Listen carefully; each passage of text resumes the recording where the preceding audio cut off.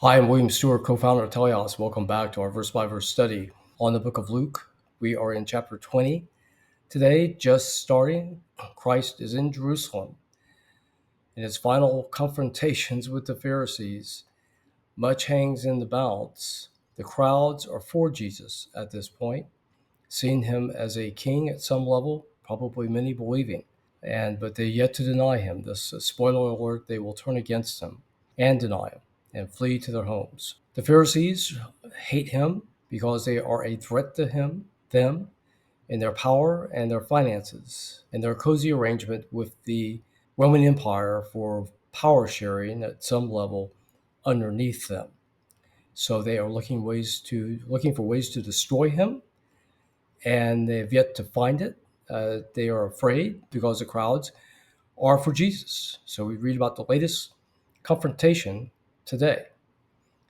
And it came to pass in one of those days, so that between Palm Sunday and Good Friday, as he taught the people at the temple, so he was focusing a lot of his teaching at the temple, where people naturally would be, I think also to show his authority that he could teach at God's temple and preach the gospel, otherwise the way to God through him and eternal life. Chief priests, so these would be the high priests and the priests under subsections around the temple underneath the high priest. The scribes, these are the lawyers, the expert in the law, and with the elders, other people holding high office in Jewish society. And they said to him, "Tell us, by what authority do you do these things? Who gives you this authority?" And Christ answered. So here again, let's be clear. The Jewish leaders weren't interested in knowing, and if Christ said God, they aren't going to convert. It's a test question.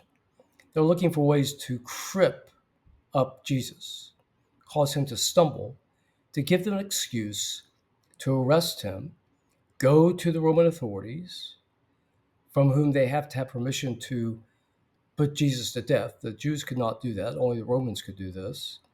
And say, look, this person claims to be a king and have authority over the Roman Empire. Aren't you afraid of him? This is treasonous. Please execute him. I think that's really what they were seeking. So he answered, I will also ask you one thing, and answer me. The baptism of John, was it from heaven or men?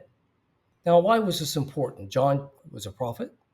He was very popular, even for a time among the Pharisees, and they turned against him. And then he identified with Christ, and he was ultimately killed by Herod Antipas.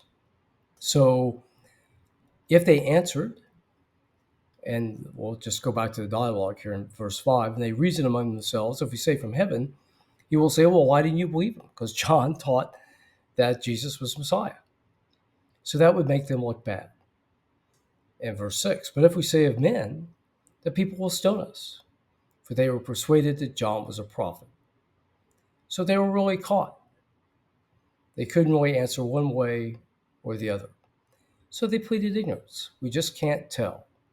And Christ said, neither will I tell you by what authority I do these things. So Christ turned the tables on them. He wasn't going to say what they wanted them to say so they could arrest him, but he also was not going to deny the power of God. And he left them, as you might say, holding the bag. They could do nothing at this point. So again, the tension, what we've learned today is that the tension in Jerusalem continues. The Pharisees try to entangle Christ in his own words. They failed to do so. We'll have a parable next time, but we'll really come at the end of this chapter, as in chapter 22 in Matthew, where the Jews will once again try to cause Jesus to stumble with multiple questions, really reaching the height of their test questions for him. Very interesting. Okay, thank you for joining me today. Please join me for the parable of the wicked tenants next time. I'll look forward to seeing you then.